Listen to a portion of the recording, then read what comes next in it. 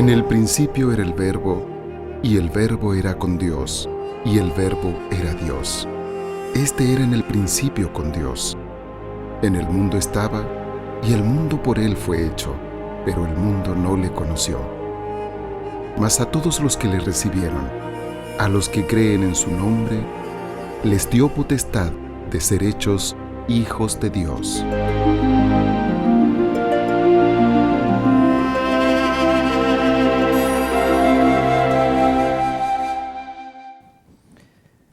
Hola, es una alegría encontrarnos aquí para compartir el estudio de la Palabra de Dios con este eslogan, Amigos de Esperanza.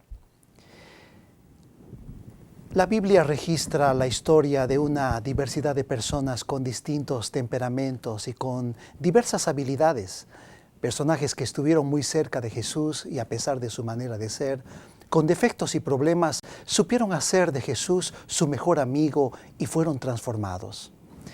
Esta semana veremos como en una vitrina la vida y las relaciones de hombres y mujeres que encontraron en Jesús un verdadero amigo.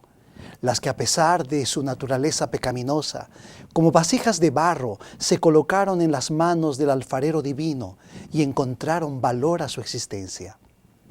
Hace algún tiempo se difundió una historia en Londres, Inglaterra, que tuvo a todos examinando sus viejas vasijas y sartenes.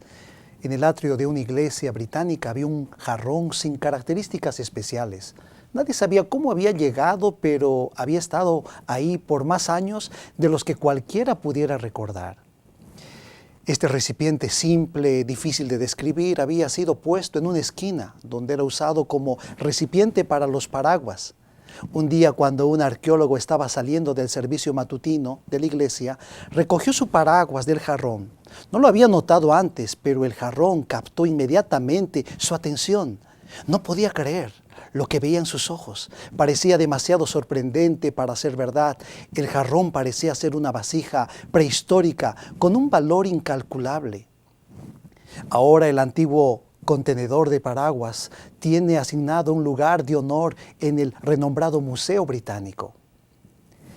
La palabra de Dios en 1 Juan 4:19 dice: nosotros le amamos a Él porque Él nos amó primero. Quien escribe es San Juan, porque hoy vamos a conocer a este amigo de la esperanza. La historia de Jacobo y la de Juan son historias de transformación y amor, porque como vasijas con defectos fueron moldeados por el Maestro y se convirtieron en hombres honorables y útiles. Hoy conoceremos al amigo amado de Jesús llamado Juan. Para hablar de él, necesitamos conocer también a su hermano Jacobo, o también llamado Santiago. Los dos presentan una historia de emociones y desafíos. Tanto Jacobo como Juan eran discípulos de Juan el Bautista. Un día Jesús los invitó y los llamó a ser sus discípulos. La Biblia dice: pasando de allí un poco más adelante, vio a Jacobo, hijo de Zebedeo, y a Juan su hermano también, a ellos en la barca, que remendaban las redes. Y luego los llamó y dejando a su padre Zebedeo en la barca, con los jornaleros, le siguieron, dice San Marcos 1:19 al 20. En los evangelios siempre aparece Jacobo antes que Juan. La Biblia dice que eran pescadores. A Jacobo y Juan les pusieron un sobrenombre muy particular, como una característica extrovertida de ambos. Jacobo, dice la palabra de Dios, hijo de Zebedeo, y a Juan, hermano de Jacobo, a quienes apellidó Boanerges. Esto es, hijos del trueno, dice San Marcos 3:17. Jacobo, o Santiago, sin duda era el hermano mayor y por ende líder. Seguramente fue de un temperamento fuerte. Habrá sido un hombre de características determinadas, intolerante y apasionado en sus convicciones. Es interesante notar que los discípulos fueron por el camino y entraron en un pueblo samaritano, pero la gente no los recibió y seguramente echaron a los discípulos con piedras, insultos y palabras ásperas. Frente a esta situación, los hijos del trueno se expresan de la siguiente manera. Viendo esto, sus discípulos, Jacobo y Juan, dijeron: Señor, ¿quieres que mandemos que descienda fuego del cielo, como hizo Elías y los consuma? San Lucas 9:54. Increíble, pero cierto, Jacobo y Juan pedían quemar a todos. Jesús los exhortó por estar llenos de intolerancia. Jacobo y Juan tenían mucho celo y poca sensibilidad. Quizás hoy mismo eres una persona que estás pasando por sentimientos combativos, tenaz y muchas veces hasta intolerante con la sociedad y quizás con tus seres amados. Sabes, finalmente la vida de Jacobo, Santiago, fue cortada por orden de Herodes, conforme a lo que las Escrituras dicen en el libro de Hechos. La Biblia dice, en aquel mismo tiempo el rey Herodes echó mano a algunos de la iglesia para maltratarles y mató a espada a Jacobo, hermano de Juan. Y viendo que esto había agradado a los judíos, procedió a prender también a Pedro. Hechos 12, 1 al 3. Sus labios fueron orientados hacia lo espiritual y finalmente llegó el momento de dar su vida por su maestro. Es importante ahora destacar a Juan, hermano menor de Jacobo, quien perteneció al círculo íntimo de amigos de Jesús. Juan significa gracia o don de Dios, probablemente del hebreo Yohanan, que significa bondadoso. Hay algunos hechos sobresalientes en la vida de Juan. Juan y Andrés, el hermano de Simón Pedro, fueron los primeros discípulos de Juan el Bautista en seguir a Jesús. Aparentemente Juan fue con Jesús a Galilea unos pocos días más tarde y asistió también a las bodas de Canaán. De ahí en adelante estuvo asociado íntimamente con Jesús en sus labores. Con Pedro y Jacobo fueron parte del círculo íntimo de Jesús. Presenció la resurrección de la hija de Jairo. Estuvo presente en la transfiguración y también en el Getsemaní. En varias ocasiones demostró un espíritu impetuoso, como cuando reprendió a algunos que trabajaban en nombre de Cristo, pero no eran discípulos formales de Jesús. De esto, la escritora Ellen White dice lo siguiente: todos los discípulos tenían graves defectos cuando Jesús los llamó a su servicio.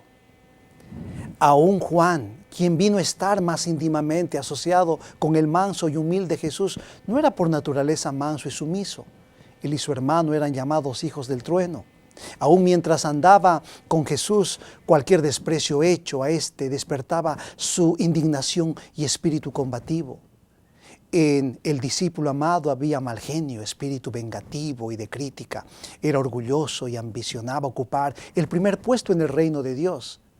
Pero día tras día, en contraste con su propio espíritu violento, contempló la ternura y la tolerancia de Jesús y fue oyendo sus lecciones de humildad y paciencia. Abrió su corazón a la influencia divina y llegó a ser no solamente oidor, sino hacedor de las obras del Salvador. Ocultó su personalidad en Cristo y aprendió a llevar el yugo y la carga de Cristo. Así dice Dios nos cuida en la página 216. Juan reveló egoísmo al solicitar con su hermano los lugares de honor junto a Jesús en su reino futuro, pero también demostró celo y lealtad al declararse listo para enfrentar la muerte con su maestro.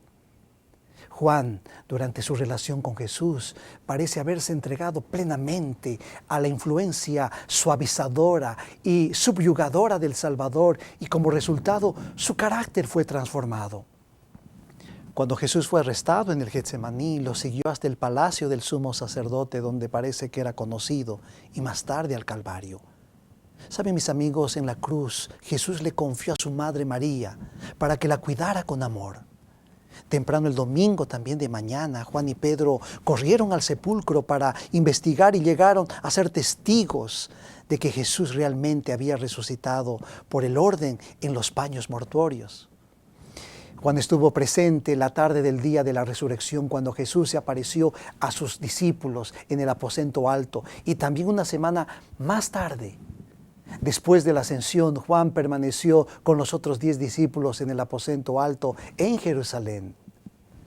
Posteriormente se unió a Pedro en las actividades misioneras en la ciudad. A pesar de su encarcelamiento, ambos apóstoles testificaron valientemente de su fe en Jesús. Posiblemente estuvo entre los apóstoles y los ancianos que vivieron en Jerusalén por muchos años.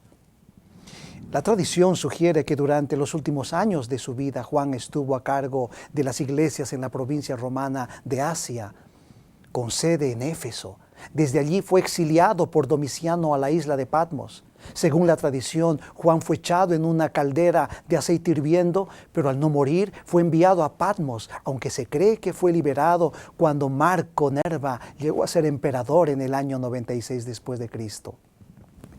Hacia el fin de su vida, Juan escribió el Apocalipsis y también el Evangelio que lleva su nombre junto a 3 epístolas.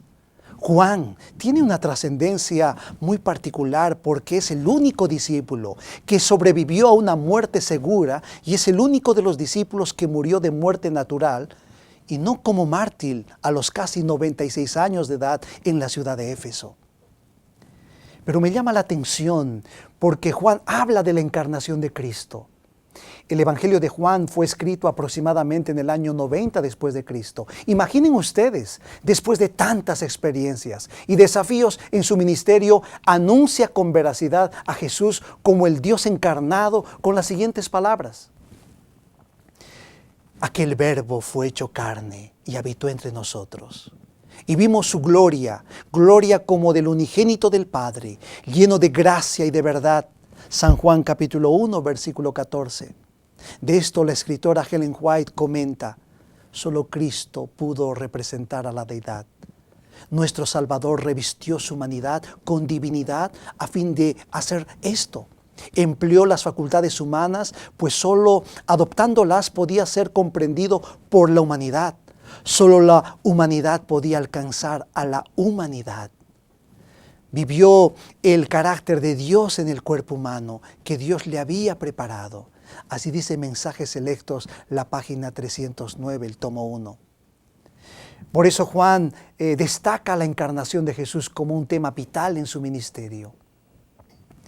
Mis amigos, la vida de Juan fue cambiada porque se tornó un hombre receptivo y humilde a las enseñanzas de Jesús y reconoció a Jesús como ese Dios encarnado, el Verbo.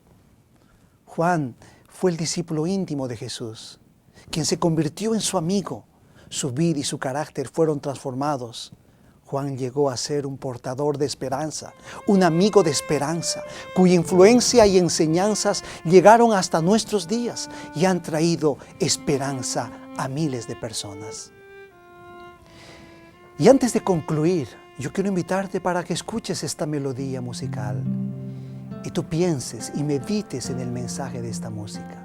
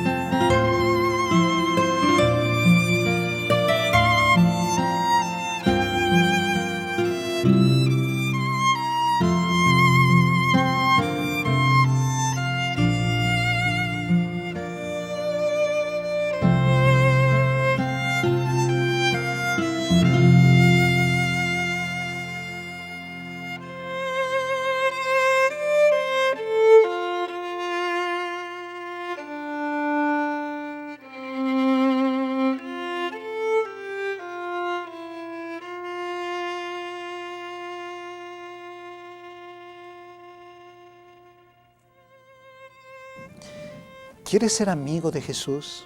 Hoy puede comenzar en tu vida una experiencia tan bella y bendecida que contagiará a otros a depender de Dios.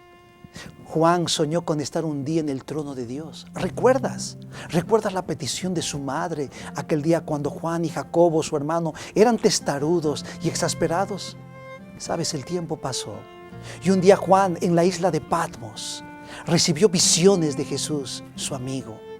En el Apocalipsis aparece un texto tan poderoso con la promesa que Juan esperaba, no solo para él, sino para la iglesia de este tiempo, la iglesia de la Odisea, para ti, para mí. Y la Biblia dice, al que venciere, le daré que se siente conmigo en mi trono, así como yo he vencido y me he sentado con mi Padre en su trono. Apocalipsis 3:21. ¿Qué puede ser hoy para Jesús? Sin duda un vencedor. Dios tiene un plan para ti. Dios ha preparado un lugar en su trono para cada uno de nosotros. Él tiene un lugar para ti. ¿Quieres aceptarlo en esta hora? ¿Quieres hacer de Jesús tu amigo? ¿Quieres que Él pueda trascender en tu vida? Entonces, ámalo. Él está dispuesto a amarte hace mucho tiempo. Tú eres una criatura especial, eres un hijo querido y amado por Jesús. Y en esta hora que tu decisión sea, Señor, quiero ser tu amigo. Quiero que tú seas mi amigo. Si esta es tu decisión, hoy quiero orar por ti en esta hora. Gracias, Señor Jesús, porque eres amigo. Gracias porque tú puedes, Señor, tocar nuestro corazón, tocar, Señor, nuestra vida. Queremos estar cerca de ti. Queremos que tú confíes en nosotros. Por eso en esta hora, Señor, entregamos nuestra vida y queremos hacerte de ti un verdadero amigo. Oramos en el nombre bendito de Jesús, nuestro amigo. Amén. Que Dios te bendiga ricamente. Que este amigo maravilloso esté a tu lado el día de hoy.